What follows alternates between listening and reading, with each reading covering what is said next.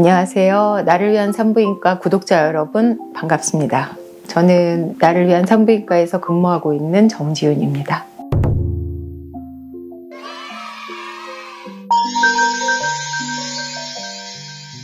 제2의 얼굴이라고 하시는 분들도 있더라고요. 저희 병원에서는 이제 질 레이저, 근데 사실 질 레이저를 그냥 통틀어서 얘기를 하는 건데 각각 방식은 다 다르긴 한데요. 질 레이저로 할 수 있는 게 한 4가지 정도가 있습니다. 얼굴도 마찬가지잖아요. 이게 이제 나이가 들거나 시간이 지나면서 약간 탄력이 떨어지거나 하는 거를 좀 기계적인 도움을 받아서 탄력적인 거를 향상시켜 줄 수 있는데 질 레이저도 마찬가지거든요. 이제 질도 분만을 하시거나 뭐 호르몬 변화에 따라서 약간 변화가 생길 수가 있는데요. 그런 거를 좀 탄력적인 면에서 도움을 받을 수 있는 게 질 레이저인 것 같아요.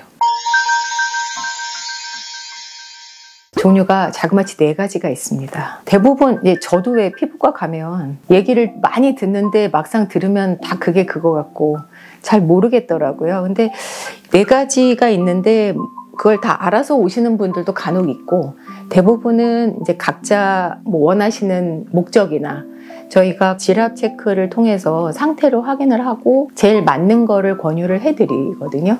그래서 이제 4가지 중에서 뭐 조금씩 이제 다른 그런 결과를 얻을 수 있으니까 거기에 맞춰서 제안을 드리면 이제 그 시술이 제일 적합할 것 같아요. 저희 가지고 있는 거는 비비브하고 리비브가 있고 질세라하고 모나리자 터치가 있습니다. 이 기계가 비비브고요. 제가 생각할 때는 이 질 레이저 중에서 제일 효과가 좋은 기계라고 생각을 해요. 그래서 방식이 조금씩 달라서 질세라라는 기계랑 비비브랑 탄력을 주는 결과는 비슷한데 그 각각의 기계의 방식이 좀 차이가 있습니다. 제일 좋은 거는 사실 비비브가 제일 효과가 제일 좋은데 비용이 또 제일 고가이기도 하죠. 명품 질 타이트닝입니다.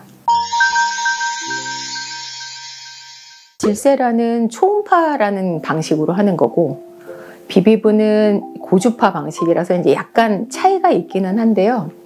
질세라는 이게 쉽게 말하면 몸 안에 있는 물을 이용을 해서 자극을 주는 거예요. 그래서 결과적으로는 뭐 콜라겐 합성이라든지 그런 재생 물질이 조금 더 많아지게끔 그래서 질 탄력이나 그 이 기계 같은 경우는 좀 깊이 있는 근육층에다 열을 가하기 때문에 근육이 수축을 하면서 전체적으로 질이 좀 이완됐던 게 줄어드는 효과도 볼 수 있는 기계죠. 질세라랑 달리 얘는 사실 고주파를 이용을 하는 방법이고요. 고주파라는 거는 그냥 전기로 열을 만드는 거라고 생각을 하시면 돼요. 그래서 열이 왔다 갔다 하면서 혈관도 자극을 해주고 그 질 점막이 있는 밑에 층에 거기에 있는 콜라겐 합성을 촉진을 시키고 또 여러 가지 재생 물질을 만들어내는 효과를 보는데 비비브가 좋은 거는 열만 전달하는데 이게 워낙 겉에가 많이 뜨거웠기 때문에 화상을 입는 경우도 사실 있거든요. 근데 비비브는 겉에가 쿨링 효과를 가지고 있어서 겉에는 차갑게 하면서 안으로는 깊이 열을 좀 전달을 해줘서 꽤 훌륭하게 만든 기계인 것 같아요. 자, 다음은 리비브입니다. 리비브는 비비브랑 거의 비슷한 방법이고요. 고주파 기계고 쿨링이 안 되는 대신에 비용이 조금 비비브보다는 저렴하게. 근데 리비브 같은 경우는 질 건조증이 있으신 분들은 좀 효과가 좋으신 것 같아요. 그래서 호르몬이 부족해서 폐경이나 갱년기 때 건조증 있으신 경우는 이제 저는 리비브를 좀 추천을 드리기도 해요. 모나리자 터치는 여기 없고요. 모나리자 터치라는 거는 제가 생각할 때는 질 레이저에 발을 들여놓을 때 처음 해볼까 하는 이제 제일 간단하고 시간이 짧게 걸리는 레이저고 말 그대로 레이저예요. 그게 진짜 레이저 방식으로 하는 거라서 모나리자는 진짜 몇 분 안 걸리고요. 그 질 점막을 바로 자극을 해서 쉽게 말하면 상처를 내서 그 상처가 아무는 과정을 통해서 좀 탄력이나 이런 것도 생기고 그 다음에 모나리자 터치 레이저가 좋은 거는 질염이 있으신 분들이 그런 질염을 좀 덜 하게끔 예방할 수 있는 효과는 꽤 좋아서 내가 처음으로 레이저를 좀 해볼까 하시는 분들은 모나리자 터치를 저는 추천드려요. 입문용, 그렇죠. 시작용. 질 타이트닝만 하신다 그러면 크게 문제되는 경우는 없으시고요. 방식에 따라서 리비브 같은 경우는 약간 출혈이 좀 되시는 경우가 있으시기 때문에 저희가 한 3, 4일 정도는 최소한 성관계 하시는 거나 탕에 들어가는 목욕 이런 거는 조금 조심하시는 거를 권해드리죠.